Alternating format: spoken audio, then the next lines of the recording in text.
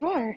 We are back with the San Antonio Zoo, and you know, this has become one of our most popular Cloudy with a Chance of Learnings that we have each week.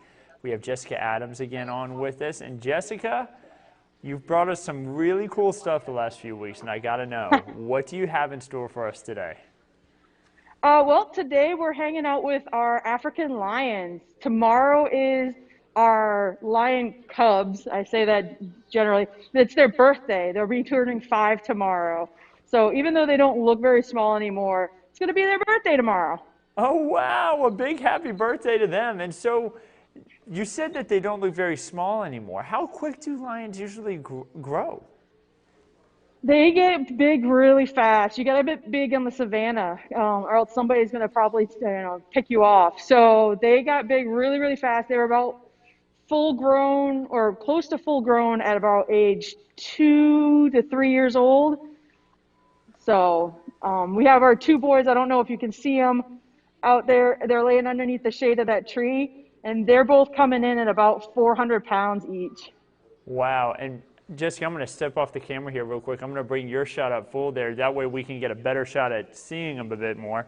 But Jessica, you told us before, these are some of your favorite, aren't they? Yes, I really enjoy working with the big cats. Those are why I became a zookeeper. Was I wanted to work with big cats, the lions and tigers and snow leopards. Nice. So, all right, now out of those three, though, lions, tigers, snow leopards, what's your absolute favorite? Uh, I'd have to say snow leopards are my absolute favorite because I also like cold weather, contrary to the fact that I live in San Antonio. Um, but I really love the cold weather, and those cats are just so elusive. They're like ghosts up in the mountaintops. But in general, like all cats are really awesome. I really enjoy them all. Nice. And speaking of the weather, now I understand Africa, typically a warmer area. Is that what these lions like? Do the lions like the weather here in San Antonio?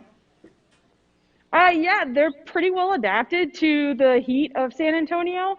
As you can see, when it's the hottest part of the day, like 1, 2 o'clock in the afternoon, they are doing what they do best, is sleeping underneath the shade of a tree.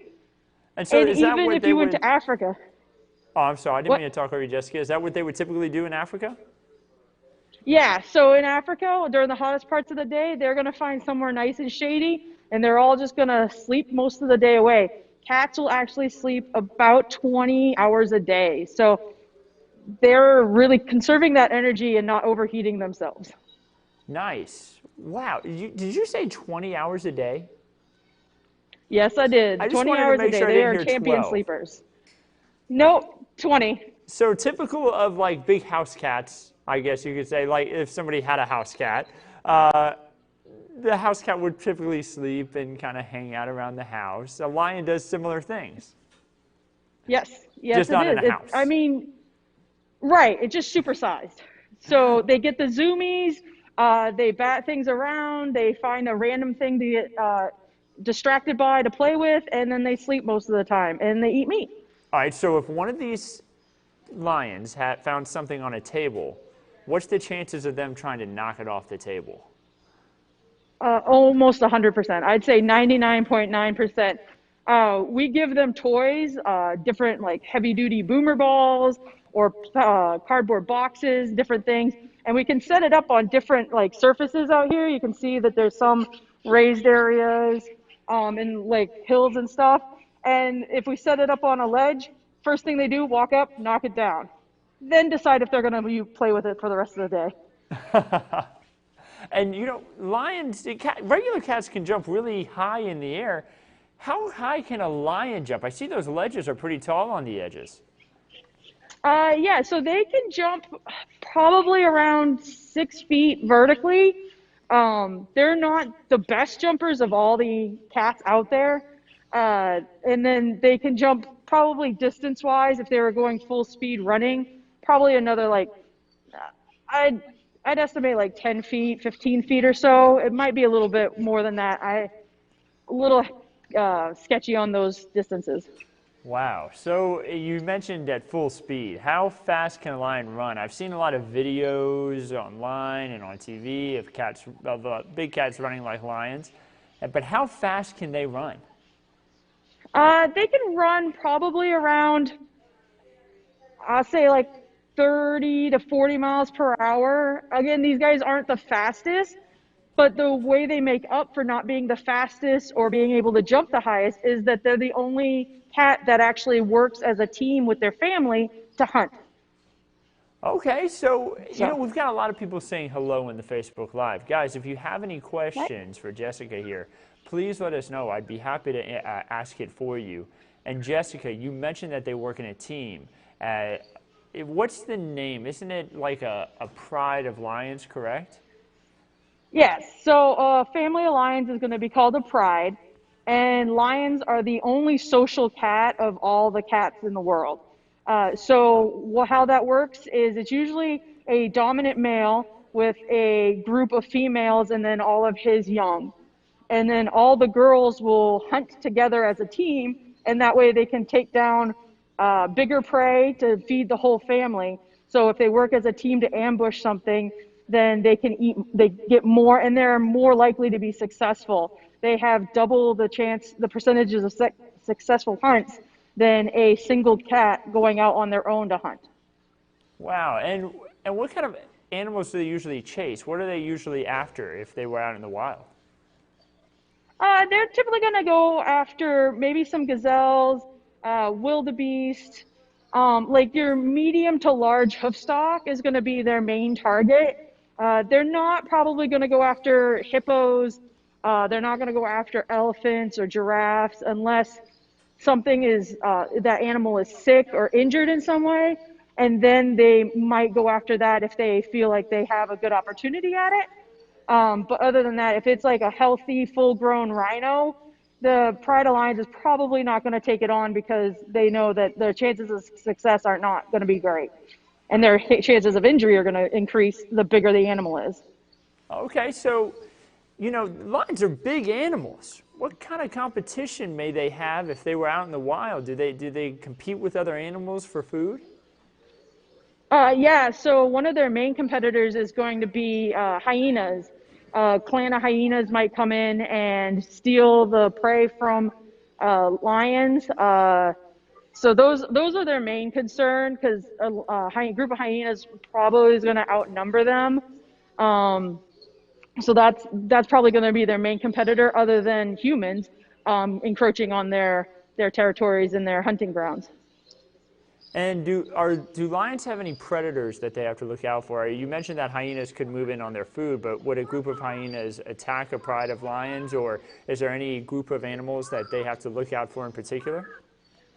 No, lions are typically going to be the top of the food chain, so there's not really anybody that's going to take them out, especially if it's a pride of lions. Nobody's going to really come in and attack them or try to take one of them unless it's another pride of lions trying to move into the territory because it's a good hunting ground or something.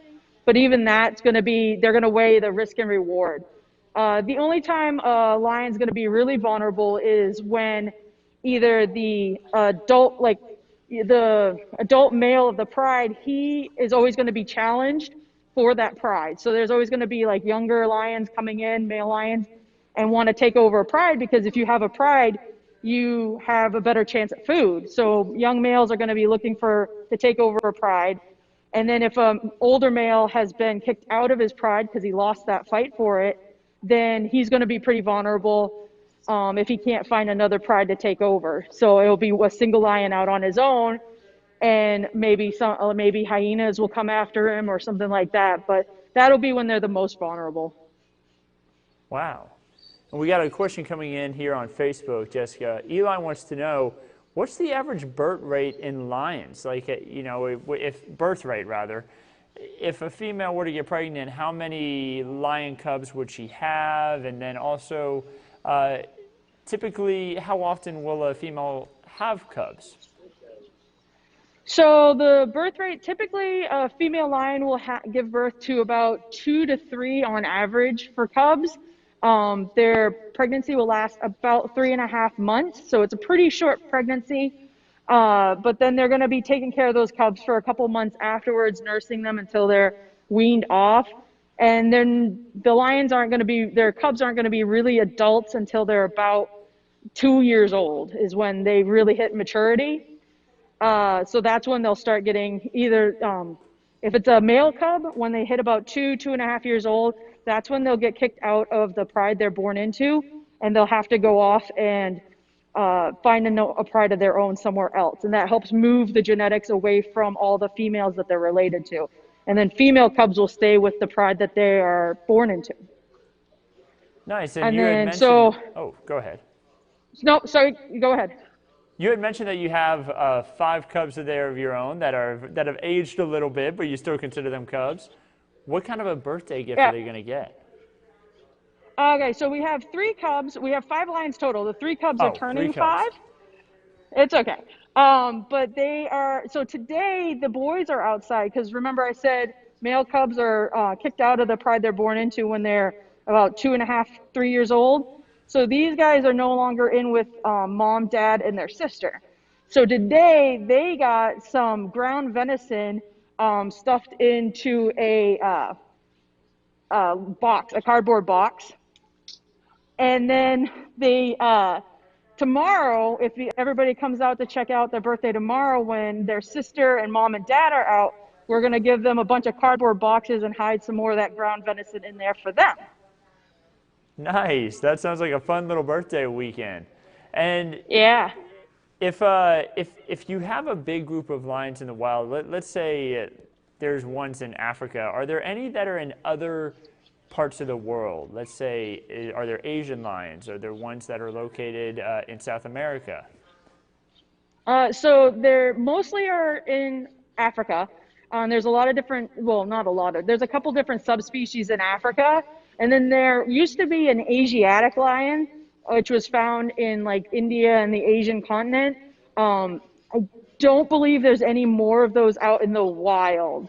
I could be wrong. There could be a small population somewhere of those still, but most of the Asiatic lions are not where their historical range out in the wild anymore. They've been pushed out by mostly man. Okay, and then we have mountain lions here in Texas. Is there any relation there, or are they completely different? They're completely different. The mountain lion actually is the one animal that has the most nicknames of any animal I've ever heard. It's the mountain lion, the puma, the panther, the catamount. They have regional names depending on where they are in the United States and North America. So they're just related by the fact that they're all cats, but they're not closely related. I believe the mountain lion is considered a small cat, and the African lions are considered a large cat. Okay, and you may have mentioned this earlier, Jessica, but how large will a female lion get, and how large will a male lion get typically? So here at our San Antonio Zoo, we have the largest subspecies of African lions, which are the Kruger lions.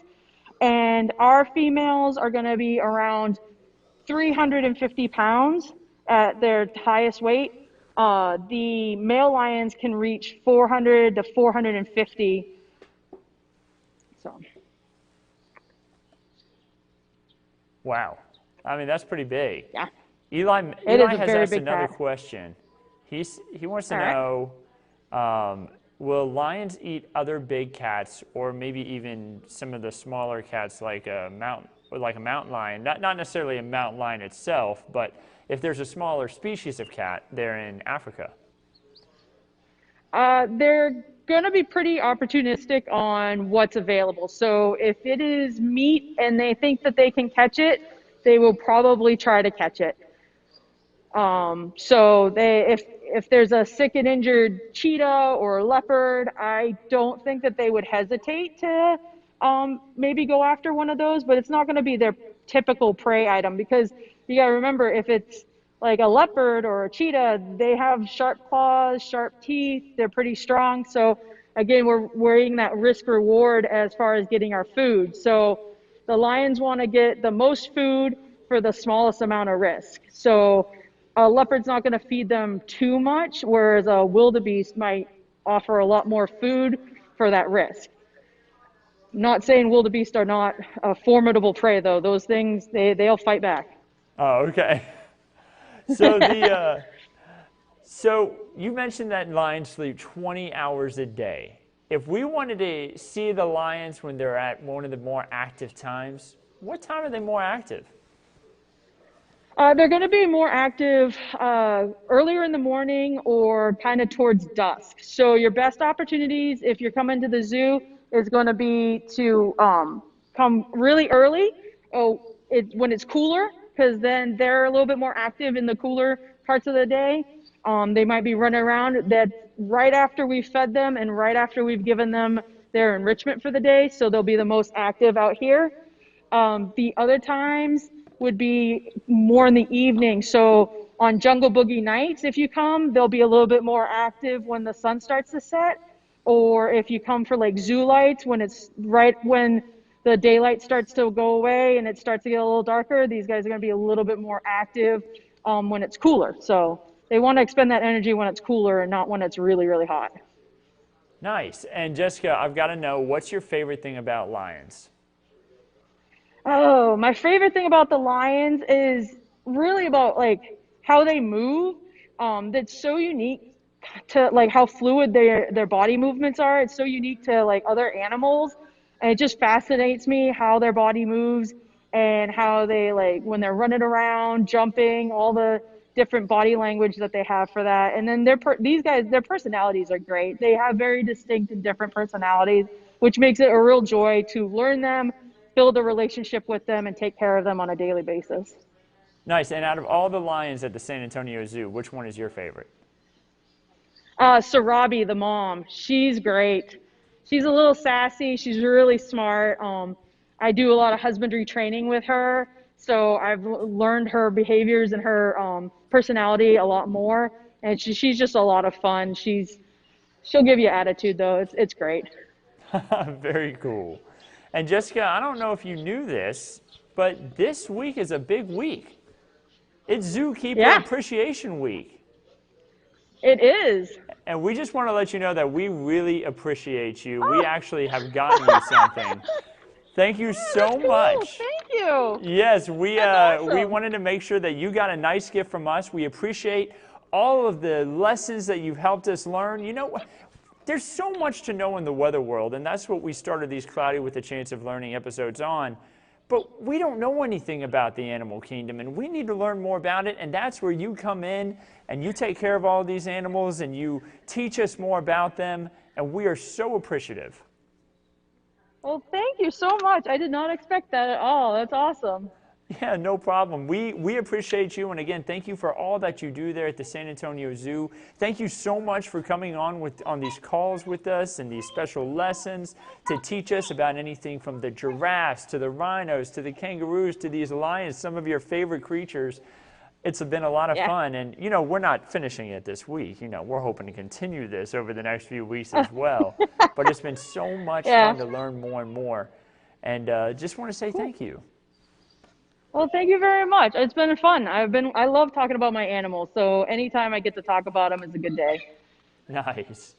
And we want to know, you know, the zoo has restarted the drive-through for the zoo visits. You know, we've mentioned it the past few weeks, but for anybody who may be new on the call or on the Facebook Live, rather, could you tell us a little bit about that again? Yeah, so we've been doing the drive-through zoo. It's kind of been changed around, like how they're scheduling when we're doing the walk-in days and when we're doing the drive-through zoo days. So last time I knew, it's going to be drive-through zoo is on Sunday through Wednesday, and then walk-through zoo is going to be Thursday through Saturday. If that changes though, the best place to find that out is going to be to follow us on Facebook and check the schedule there, or follow us on our website and keep checking the website, especially if you plan to come out. Check the latest information on the Facebook or the website, because that's going to be kept more up to date than probably what I know right now. Gotcha, gotcha. All right, so all great advice there. And you know, Jessica, Joanne says she loves the San Antonio Zoo. Erica says thank you so much to you as we celebrate Zookeeper Appreciation Week. And again, thank you so much for all of your lessons. Is there anything else you want to add about the Lions or anything about the San Antonio Zoo today? I mean, thank you everybody that's been supporting us, especially with all the craziness that's been going around. We really, really appreciate it. If you want to come out, check out the birthday tomorrow. You'll see either cats playing with cardboard boxes or a bunch of torn up cardboard with cats sleeping. So definitely worth coming out, saying happy birthday to our lions here and enjoying the zoo. Hopefully it's not going to be too rainy. Maybe come out in the morning and Yeah, avoid the the rain, morning will maybe, be the hopefully. better shot. The morning will be the better Yeah. shot. So And we that's won't when have they're the wet most active. cardboard. Yeah, not yet.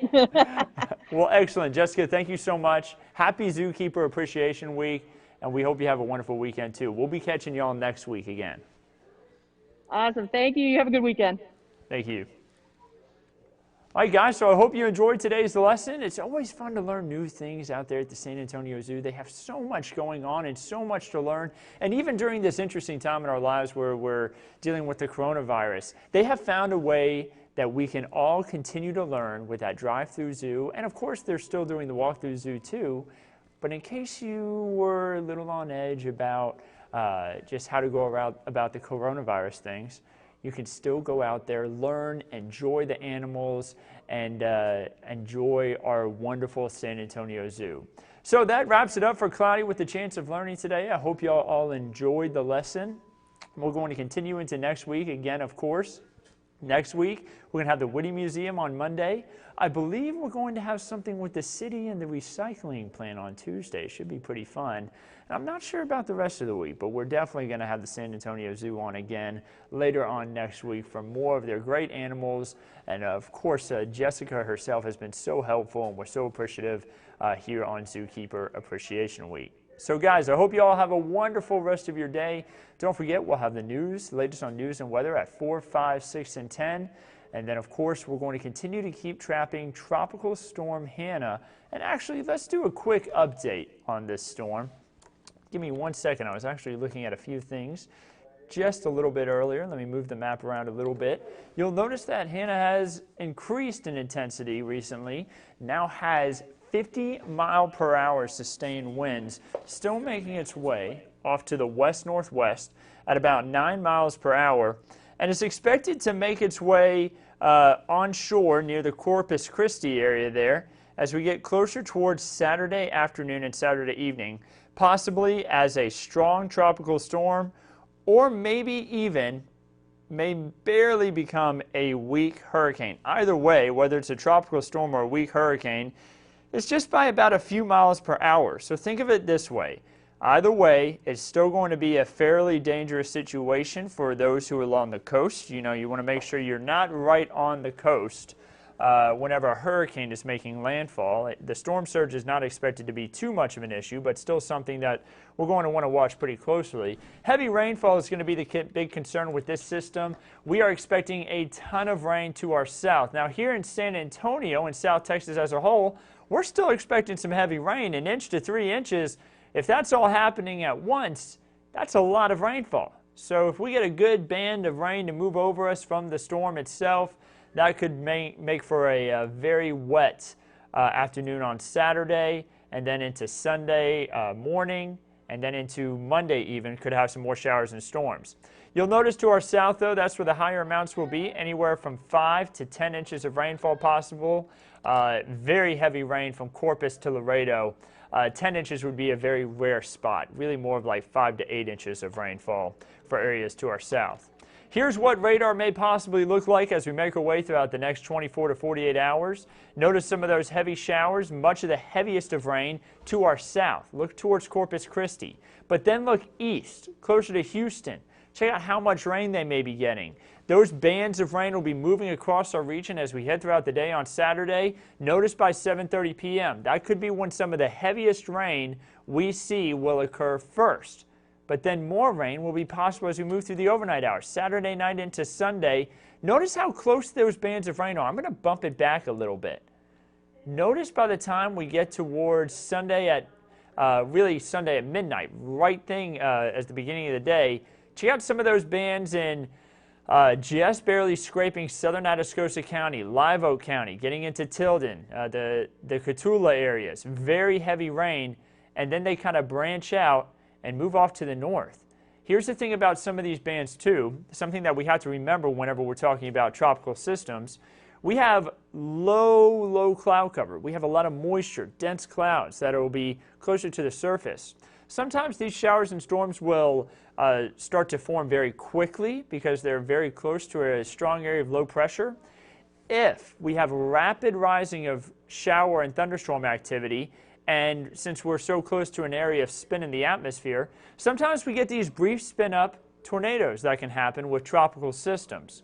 Now, if this does happen, it'll be closer on towards that area of rotation, which will be closer towards the Corpus Christi, stretching over to the Laredo area.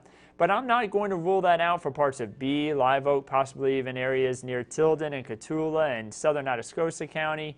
A brief spin-up tornado could be possible for Saturday night and into Sunday morning. It's going to be something we'll watch closely, and of course we're going to continue to keep you updated right here at Ken's 5. It is going to be a ton of heavy rain. Notice for Monday, well really Sunday afternoon and then into Monday, it's going to continue to be heavy showers and storms off and on. Not constant rain, but off and on heavy rain expected. Again, tons of rainfall. So that should really help out the aquifer. The aquifer needs it. It's good to see it in the forecast.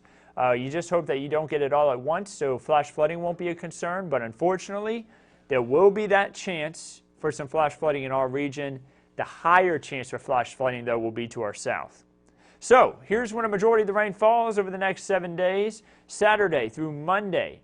Notice the 60% to 70% chances for rain. We make our way into the middle of next week. Our rain chances start to back off a little bit. Temperatures, not too bad for the next week. Low to mid-90s, possibly even upper 80s some days for highs. Lows in the 80s to 70s, which gets us closer to where we should be for this time of year. So guys, have a wonderful rest of your Friday. We'll keep you updated and have the latest update on Hanna as we head into the newscast for 4, 5, 6, and 10.